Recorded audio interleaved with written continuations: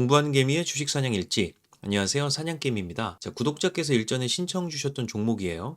오늘은 삼성 바이오로직스라는 회사에 대해서 한번 분석해보는 시간 가져보겠습니다. 요즘 여러분들 뭐 삼바 모르는 분은 없으시죠? 워낙 큰 기업이고 시가총액이 거의 58조에 육박을 하는 기업이니까요. 대표적으로 의약품 위탁 개발 및 생산, CDO, CMO라고 하죠. 합쳐서 CDMO 기업이다 이렇게 부르는데 현재 100개가 넘는 글로벌 고객사를 가지고 있습니다. 그리고 2023년에 4공장이 완료가 되면 생산 캐파로 따지면 세계 1위가 된다고 해요. 자, 2023년 기준으로 또 200건의 글로벌 규제 승인을 따냈는데 그 까다로운 FDA 미국 식약품청에서 총 27건, 그리고 EMA 유럽 의약품청에서 25건, PMDA와 MFDS, PMDA는 이제 일본 의약품청이고요. MFDS는 한국 식약처입니다. 148건의 승인을 따냈습니다. 상당히 좋은 실적이라고 볼 수 있겠어요. 자, 그리고 아까 말씀드렸던 고객사들로부터 2022년 기준으로 누적 수주 금액이 95억 달러입니다. 한화로 환산했을 때 약 12조 원 정도가 되니까 엄청난 누적 수주 금액이라고 할 수 있겠고요. 자, 그리고 보시면 4공장은 업계 최단 기간 가동을 시작을 했고 이미 8개 고객사와 11제품의 수주가 진행 중이고, 근데 이건 완료된 것으로 제가 파악을 했습니다. 그리고 34개 제품이 협의 중에 있다. 뭐 이렇게 나와요. 그래서 대규모 수주가 또 추가적으로 붙을 거다라는 말씀 여기서 또 보실 수 있고요. 4공장 같은 경우는 2024년부터 본격적인 매출이 시작이 될 것이고 25년 말에는 풀가동을 전망한다라고 나와 있어요. 그래서 앞으로의 매출 증가도 더 기대되는 회사다라고 할 수 있겠습니다. 자, 그리고 2022년 4월에는 바이오젠사로부터 삼성 바이오 에피스를 100% 자회사로 이제 공식 편입을 했어요. 바이오젠의 에피스 지분 1차 대금 10억 달러 납부를 완료했다. 4월 20일에 이 인수 작업이 있었습니다. 그래서 현재는 원래는 50% 지분만 갖고 있었는데 바이오젠사로부터 삼성 바이오에피스 지분 50%를 추가로 취득을 해서 총 100% 이렇게 자회사로 편입이 된 것이고요. 이 에피스라고 하는 회사는 의약품 연구 및 개발을 주력으로 하는 회사고, 이 삼바 이쪽은 위탁 생산에 더 큰 장점과 캐파를 가진 회사라서 그 둘이 만나게 된 거죠. 자, 삼성 바이오에피스를 인수한 이유가 여러 가지가 있겠지만 그 중에서도 대표적으로 이 휴미라, 바이오 시밀러, 하드리마라는 이름으로 출시가 될 것 같은데 이 2023년도 7월에 출시가 됩니다. 그래서 어쨌든 이 바이오에피스를 인수한 이유가 또 그 이유 중에 하나라고 보고 있고요. 이 휴미라 바이오 시밀러는 이 류마티스 관절염, 그리고 건선, 크론병, 궤양성 대장염 등을 예방할 수 있는 자가 면역 질환 치료제라고 합니다. 그래서 글로벌 제약 업체 조사에서도 매년 전 세계 1위 의약품으로 선정이 됐다고 하니까 상당히 유명한 의약품인 것으로 보이고요. 여기 보면 휴미라, 파이프라인 보이죠? 이게 2023년 7월경에 지금 휴미라 바이오 시밀러가 출시가 된다고 합니다. 그래서 이게 출시가 되면 어쨌든 매출에 긍정적인 영향은 있을 것으로 보여요. 자, 여러모로 봤을 때 이게 진짜 한국 기업이야 할 정도로 분석을 떠나서 참 자랑스럽다는 생각이 듭니다. 회사에 대한 전반적인 소개는 이 정도로 하겠고요. 이제는 재무적인 분석부터 한번 들어가 보도록 하겠어요. 자, 오늘은 재무 쪽에서 드릴 말씀이 좀 중요할 것 같습니다. 2020년 1분기부터 쭉 보면 분기별로 매출액의 상승 흐름은 매우 좋은 흐름 보여주고 있어요. 영업이익이랑 당기 순이익도 점진적으로 계속 커져가는 모습 좀 보여주고 있습니다. 자, 그런데 여기서 좀 더 우리가 면밀히 봐야 할 분기가 바로 2022년 2분기입니다. 앞서서 삼성 바이오 에피스를 2분기 중, 즉 4월 달에 50% 지분 추가 인수를 해서 100% 자회사로 편입이 됐다고 말씀드렸죠. 그래서 연결 재무제표로 바이오 에피스의 2분기 당기 순이익이 들어왔을 거고요. 2분기에 연결 기준으로는 당기 순이익이 현재 1,520억입니다. 자, 그럼 개별로는 어떨까요? 삼성 바이오로직스 회사 그 자체만 놓고 보자 이겁니다. 개별로 보시면 개별로는 1,017억입니다. 자, 그럼 약 500억 정도 차이가 나네요. 아까 1,520억이었고 1,017억이니까. 이 500억의 대부분이 삼성 바이오에피스로부터 왔다 이거죠.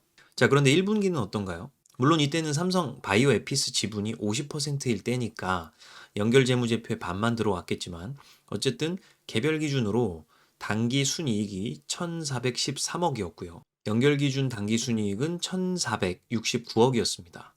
그러니까 제가 드리고 싶은 말씀은 삼성 바이오로직스 자체적으로는 2분기에 단기 순이익 상승이 약간 꺾였다. 이런 모습이 있다는 거죠. 네, 1분기와는 좀 다르게요. 뭐 단기 순이익이라는 게 지속적으로 계속 꺾여 내려가는 법 없고 앞으로 잘 올라갈 수 있겠지만 괜시리 제가 좀 더 파보고 싶어서 애널리스트 보고서 몇 개를 좀 보다 보니까 이 전망치에서 보시는 바와 같이 이 EPS가 매년 약간은 떨어져 가는 것을 예상을 하더라고요. 네, 이거 말고 다른 애널리스트 보고서에서도 EPS의 증가율을 보시면 조금씩 떨어져 가는 모습을 볼 수 있죠. 자, EPS는 earning per share의 약자죠. 주당 수익을 얼마나 버느냐인데, 즉 단기 순이익을 발행 주식 수로 나눈 수치입니다. 회사가 돈, 즉 순이익을 잘 버냐 못 버냐를 판단을 할 수 있는 거죠.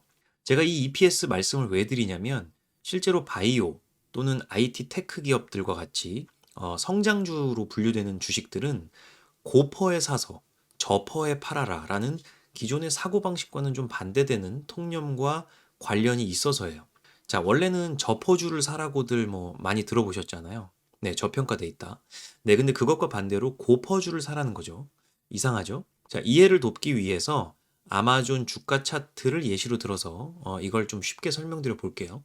자, 2015년도에 아마존의 기업 퍼가 789배였습니다. 네, 엄청나게 높죠. 맨 아래 나와 있습니다. 그때 주가는 보시면 18.56달러였어요.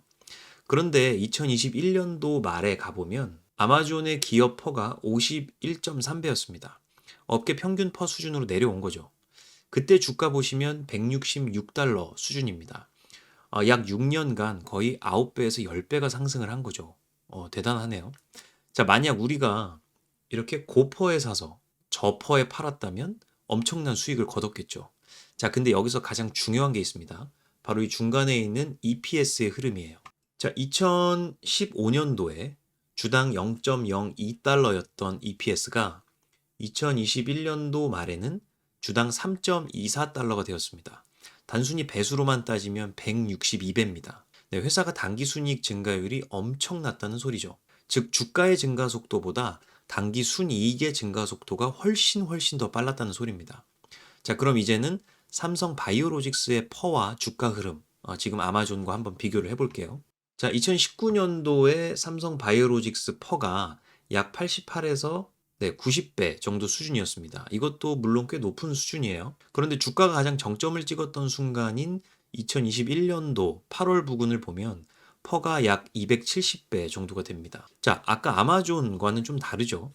주가가 이렇게 높아질수록 퍼가 떨어져 가는 것이 아니라 주가와 퍼가 같이 커플링돼서 함께 올라가는 모습을 보여주고 있습니다. 그러니까 이건 아까 아마존과는 반대로 순이익의 증가 속도보다 주가의 증가 속도가 월등히 빨랐다는 소리예요. 이 퍼를 계산하는 식을 한번 떠올려 보시면 이해가 되실 것 같습니다. 제 생각에는 요때 한창 글로벌적으로 양적 완화, 또 저금리 붐 이런 것을 타고 주가 상승 흐름, 퍼가 높아지는 흐름이 더 심했던 것 같아요. 자, 근데 그 이후로 보시면 주가와 퍼가 함께 추이가 좀 꺾여 내려가는 모습을 보여주고 있습니다. 여기서 퍼가 덜컹하고 이렇게 내려앉는 부분은 아마도 삼성 바이오에피스 인수로 인해서 단기 순이익이 연결 기준으로 늘어났기 때문인 것 같고요. 자, 중요한 건 아까 아마존은 퍼가 내려가면서 주가는 계속 올랐었는데 삼바는 퍼가 내려가면서 주가도 같이 빠지고 지금은 박스권에서 등락을 반복하고 있다는 거죠. 자, 여기서 아까 애널리스트 보고서에서도 언급을 드렸듯이 내년 그리고 내후년도 EPS 성장이 조금씩 떨어질 것으로 계속 전망을 하고 있었습니다. 아마존 같은 경우는 EPS가 꾸준히 증가했기 때문에 퍼는 떨어지면서 주가는 계속 상승할 수 있었던 것인데 삼성 바이오로직스와 좀 그림이 다른 것 이제 좀 느껴지시죠?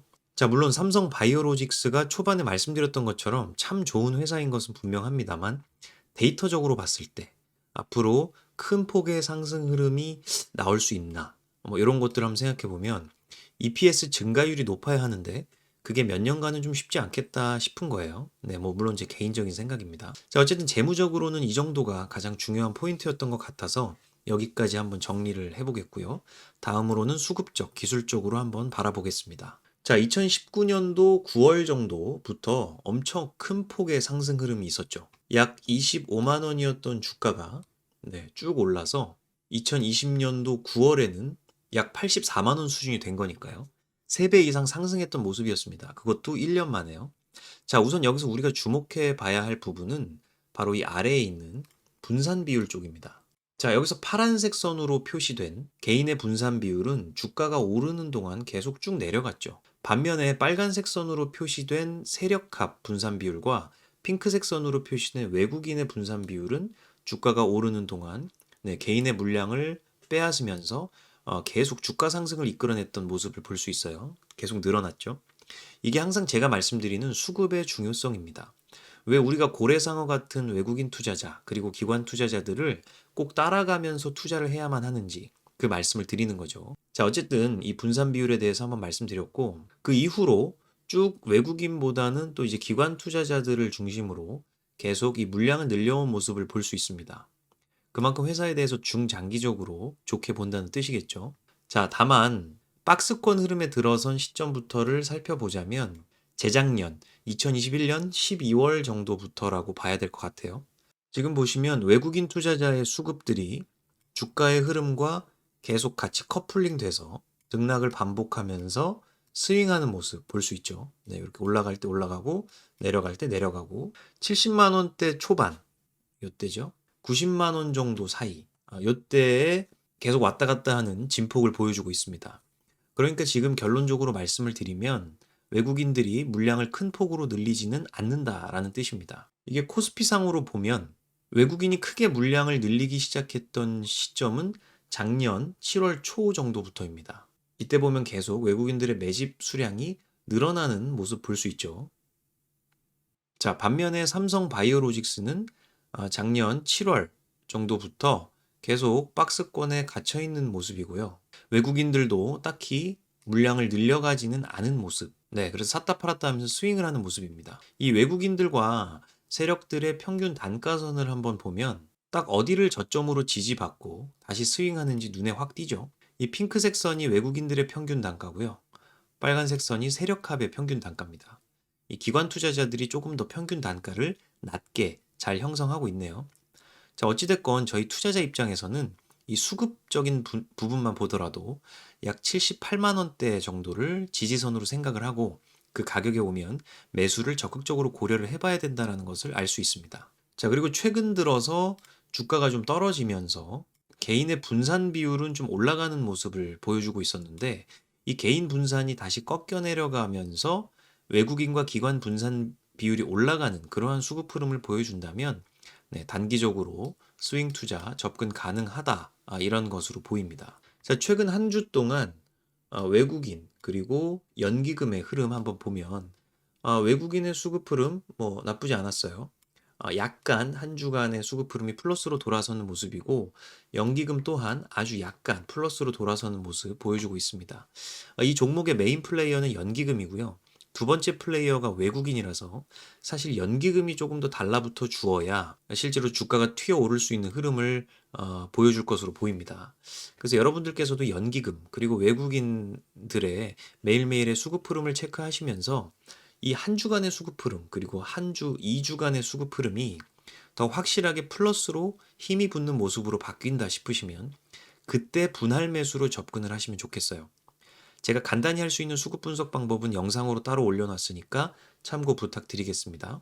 자, 그리고 차트상으로도 한번 보면 사실 2020년도 6월에서 7월 요때쯤에 이렇게 파란색으로 표시되어 있는 탐욕 지표가 딱 나와 있죠. 그만큼 사람들의 기대 심리로 인해서 단기적 그리고 중장기적으로 주가 상승이 많이 과열되어 있다. 이렇게 보시면 됩니다. 지금 현재 이미 주가 수준이 많이 높은 수준이라서 이 상태에서 확실한 단기 순이익의 서프라이즈가 없다면 당분간은 아까 말씀드렸던 이 박스권을 돌파하는 것이 좀 쉽지는 않아 보여요. 그래서 서프라이즈가 있어야만 강하게 이걸 돌파해서 100만 원 이상 갈 수 있는 흐름으로 나올 것 같은데 그게 아까 전망치나 이런 거 봤을 때 좀 쉽지 않지 않나 이런 생각이 듭니다. 자, 여기까지 해서 삼성 바이오로직스를 여러 각도로 한번 분석을 해봤습니다. 드린 말씀을 종합적으로 정리를 해보고 끝내볼게요. 자, 연매출액 3조, 글로벌 100개가 넘는 고객사를 확보하고 있고 누적 수주 금액이 12조, 글로벌 규제 승인이 200건 되는 아주 좋은 회사고 작년 4월 20일경에 삼성 바이오 에피스 인수를 했어요. 그래서 연구개발 능력까지 지금 확보한 글로벌 대표 CDMO 기업이다라고 정리를 해볼 수가 있겠고, 다만 둔화되는 EPS 전망치가 조금 안 좋아 보이는데, 이게 주가 상승에 걸림돌이 될 수 있겠다라는 생각을 해봤습니다. 이 아마존 보여드렸죠. 그것과는 반대로 가는 흐름이었고, 사실 퍼가 낮아지면서 주가가 오르는 흐름을 보여줘야 되는데, 지금 그게 아니라 퍼가 낮아지면서 주가도 좀 떨어지는 흐름을 보여주고 있어요. 그래서 그게 반대로 가려면 네, 순이익에 서프라이즈가 있어야 한다라는 말씀 드렸는데, 애널리스트 보고서에서는 2023년, 2024년에 이 순이익 서프라이즈를 기대하기는 좀 어려운 컨센서스를 아까 봤습니다. 자, 그래서 작년 7월 초부터 지금 박스권 주가 흐름이 계속 왔다 갔다 하고 있어요. 78만 원대에서 90만 원, 그 사이. 지금 보면 외국인하고 세력 평균 단가 수준이 78만 원대인데, 그거에서 지지받고 스윙하는 모습이에요. 그래서 코스피에서 지금 외국인 매집 흐름이 계속되고 있는 그 모습과는 좀 상이한 모습이다라는 거 말씀드렸고요. 그래서 종합적인 의견은 현재는 중단기적으로 스윙 투자가 적합해 보인다라고 말씀드릴 수 있겠습니다. 그래서 아까 외인과 세력 평단 수준을 근거로 해서 그 부분을 강한 지지선으로 생각을 하시고 90만 원 정도 이내에서 단기적으로 샀다 팔았다 하는 수익 추구 형태가 낫지 않겠나. 자, 그리고 한 주간의 연기금 그리고 외인 수급의 흐름이 확실하게 들어오는 모습을 보면 그때부터 분할 매수로 접근함이 옳겠다라는 말씀 드렸고요. 자, 마지막으로는 중장기적으로는 이 단기 순이익의 서프라이즈가 확실히 있어줘야 100만 원 이상으로 치고 갈 수 있을 것 같다라는 말씀 드렸습니다. 그래서 무조건 회사 좋으니까 그냥 묻어두자 하는 식의 타임캡슐 장기 투자는 현재는 좀 지양함이 옳다라는 생각이 듭니다. 자, 이상으로 해서 의뢰해 주셨던 삼성 바이오로직스 분석을 마치도록 하겠습니다. 종목을 바라보는 데 있어서 좋은 참고 자료로 활용될 수 있었으면 좋겠고요. 분석을 의뢰해 주신 구독자분께도 감사하다는 말씀 드리겠습니다. 자, 다음 영상도 유익한 정보로 돌아오겠습니다. 지금까지 사냥개미였습니다. 감사합니다.